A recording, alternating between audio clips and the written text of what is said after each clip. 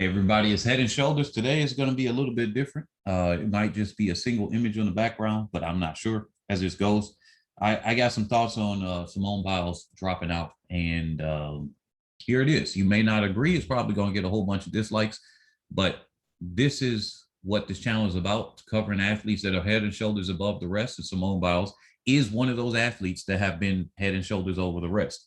And so it's, you can see here on today, most of the media, I'm actually surprised that Fox News had some stuff with this, because usually they kind of take the opposite side, but as we can see, it's part of their messaging that says, hey, it's okay to be a choke.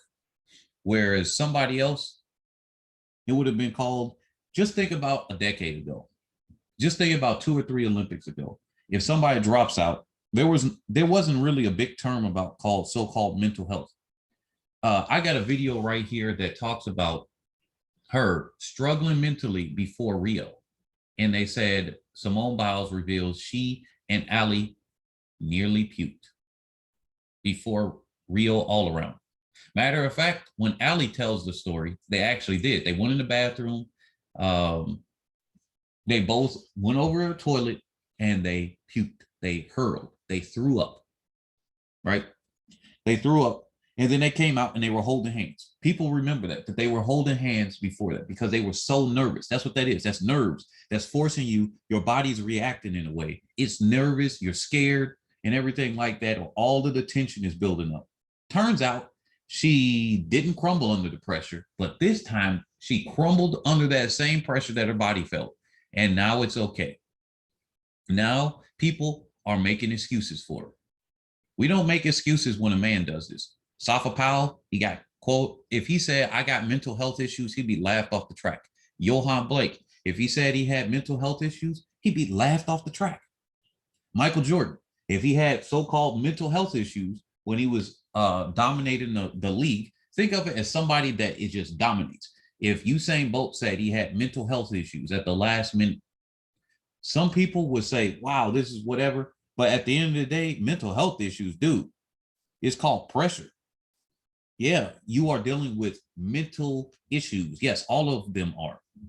Anybody that shows up to a competition, that's what that is. Do you know what sport is? Sport is a demonstration of somebody being better than another person, and is partially entertainment for us, right? And so that's just a softer version of war. It's like these countries are going to war with each other, except they all survive. Imagine you going to war and you representing your country, and then the next thing you know, you're like, I can't take it. I'm on the battlefield, mental health issue. Man, the general will smack some sense into you and tell you to point this gun, go take down the enemy. We need to do this, right? Or you just be dominated. That's just what happens. You give up, boom. And then, I don't know. This is a celebration. And for those that are still listening this far in, think about it like this. There are many of you that have complained, because I see my audience that are somewhat older and a little bit younger. They have complained about the younger generations being soft and everything. This is the reason why. All of the marketing, the older generations, all of the marketing, because who are running these companies? People from older generations mostly. Marketing people to be soft. Everybody gets a trophy. Everybody is beautiful somehow in their own way. No, it's an objective standard of beauty. It's an objective, somebody won and somebody lost. One, you making it to the Olympics is a huge deal. Some countries is easier than others, but making it to the Olympics, hey, that can be applauded in itself, right? You made it. Then the next step is you lost. You didn't make it past the first round. You didn't make it past the second round. You didn't make it to get a medal. You got a 4th place. People trash talk in the comments all the time. But then when it comes to defending somebody, same thing with Elaine Thompson-Herah. She had mental issues. She choked. That's what it was. It's called choking. We don't say there's a mental health issue. It's called choking. Here, let's go to this other article. They want us to pay for this one. It says, Simone Biles deserves respect, not contempt for sitting out, basically, for sitting out of Olympic competition. Deserves respect. She's on a team. It's different if she pulled out the individual, but she also pulled out from the semifinal. She wasn't meeting her own standard. She was still somewhat dominating other athletes. But as she said before, she said it earlier this year, and she said it in years past, she basically is competing against herself, because she goes out there to compete against herself, and that she gets upset when she can't make her own standard. That's called internal pressure. Sure, that can get to a certain level where then it starts to, affect you. But just like this article says, a gift from the GOAT. Simone Biles shows it's okay to choke. And like this guy says, it was the greatest choke of all time. I don't know if it's the greatest choke of all time, because I got to look through other things in sports. But as far as this Olympics, this has been one of the largest chokes so far in the Olympics. You get one of the most decorated athletes, especially in the U.S. She's missing, I think, 3 medals away from being the most decorated athlete of all time, as far as medal count goes. Because there are 2 or 3 athletes in front of her in gymnastics that have more medals than her. She's the most decorated U.S. athlete in the history of gymnastics. But now, look, she choked. She choked. That's what it is. And I'm not about to celebrate this. You guys shouldn't be celebrating this. They keep saying, oh, mental health. There were people in the comment section that said, oh, mental health, the pressure, Shelly-ann Fraser-Pryce can't do it. You know what Shelly-ann's reasoning was? She revealed it in her interview after Doha, when they said, oh, the media said, can you do it after having a baby? And she said, oh, there's a thing that I do. I turn off all social media. I turn off my phone, the Twitter, and everything until after I finish my race. So I didn't really see anything. That's a solution right there. We can't just allow people to start doing that, because guess what happens? They learn from the superstars. Now the other gymnasts know that it's okay. Did I see that from a Russian gymnast or a Chinese gymnast? No, they stone cold, stone hard. The one time that they show real emotion is when they're nervous. You can see it on their face. They're talking to themselves. Yeah, gymnastics is one of those sports that is really hard on your body. Their feet is just torn up. They can get serious injuries from it. Okay, they choose to do it. Nobody's forcing them. They want to do this thing, so they have to stand up to a standard. They could go out there and flip burgers. We can't, on both sides, speak out of our mouths and say, well, just like Mary Kane spoke about Alberto Salazar. She chose to go to Alberto Salazar's camp. Okay, we can't say an athlete, a professional athlete that could have requested to go somewhere else, that has the ability to go somewhere else, now becomes a victim and empowered at the same time. You can't do both. You are either a victim or you stand above your victimization, because we're starting to create a bunch of people that are professional victims. That's what it is. That's the profession. That's a job profession. I'm a victim. I'm Black. I'm a woman. I'm this oppressed community. Okay, you can be in a situation where people are oppressed and then work your way out of it. Yeah, we can acknowledge that there are some things that are pressures on you because of your skin color. I'm Black too. There's a thing called racism. There's all of these things. And then we can be a victim of it.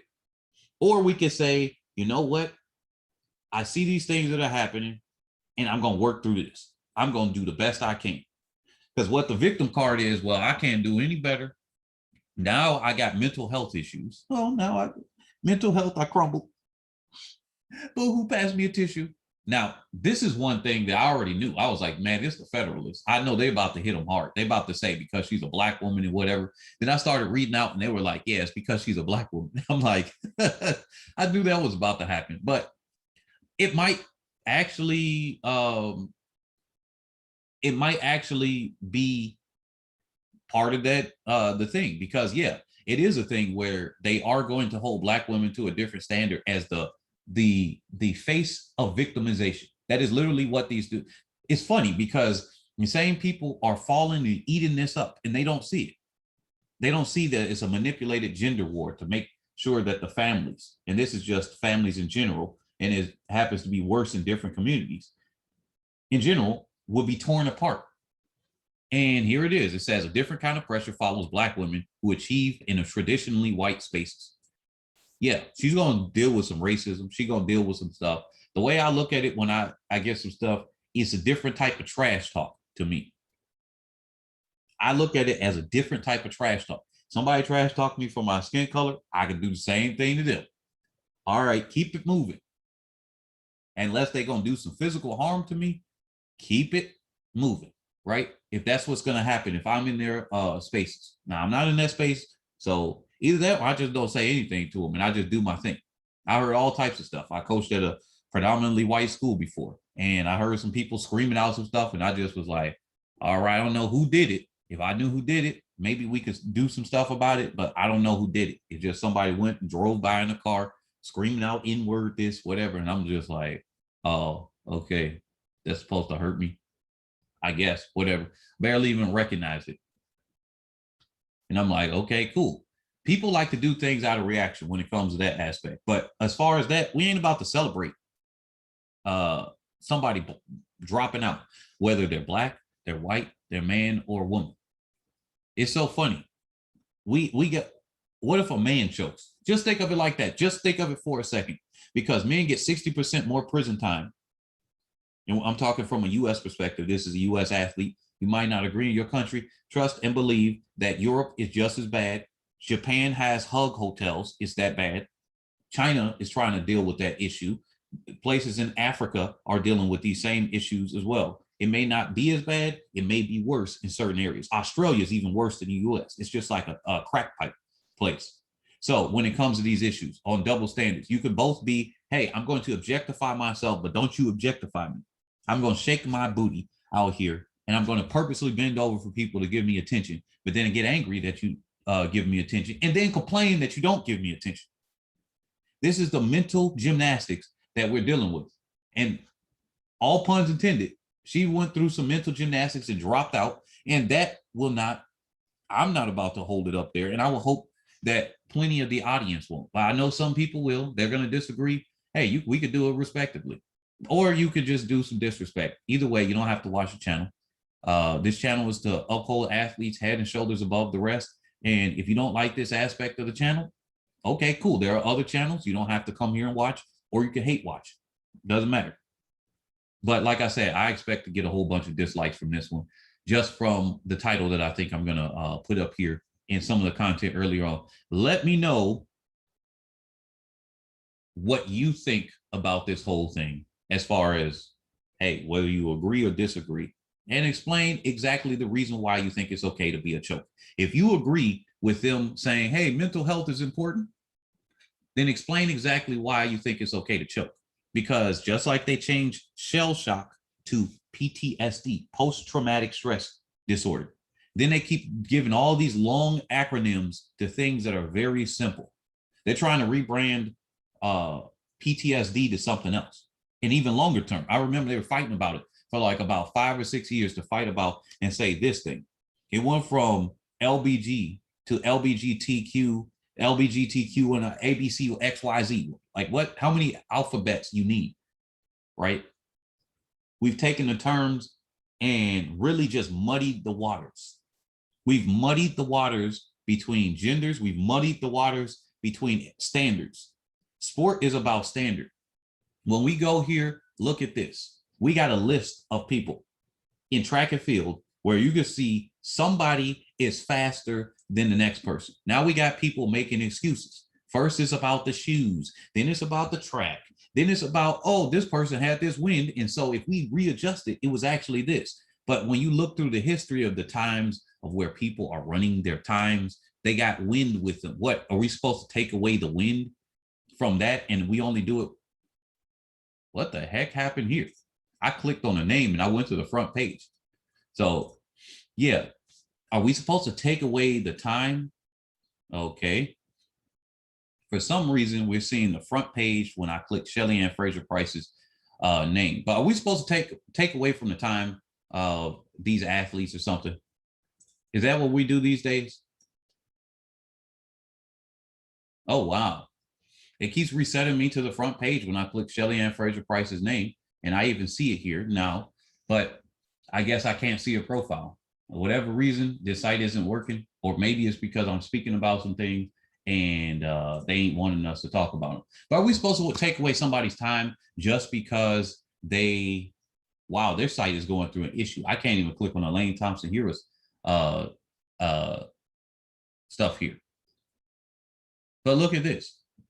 We got somebody, whoever these people are, they got plus 0.14 win. We got people with plus 0.9, and whatever athlete this is, oh, a different athlete, Kofa. This person was born in 1969.